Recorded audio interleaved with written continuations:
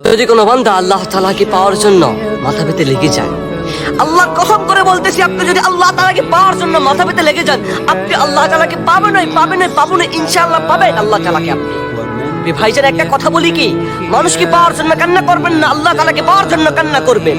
কারণ আল্লাহ তাআলাকে পেয়ে গেলেন না ভাইজান, আপনার দুনিয়ার সকল কিছু বৃথা মনে হবে।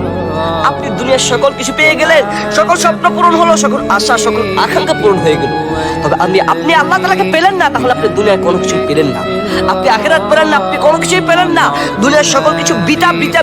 দুনিয়ার সকল জিনিস, দুনিয়ার সকল কিছু ক্ষণস্থায়ী, চিরস্থায়ী নয় ভাই। দুনিয়ার সকল কিছু ক্ষণস্থায়ী ভাই, বুঝার চেষ্টা কর না ভাই। আমি তোর পায়ে ধরি ভাই, মানুষকে পাওয়ার জন্য কান্না করিস না। তুই কোন রূপবতী কোন মায়াবতীকে পাওয়ার জন্য তুই এত কান্না করতেছস, নিজেকে ধ্বংস করতেছস ভাই।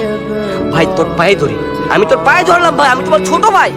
আল্লাহ তাআলাকে পাওয়ার জন্য মাথা পেতে লেগে যা না ভাই, লেগে যা ভাই।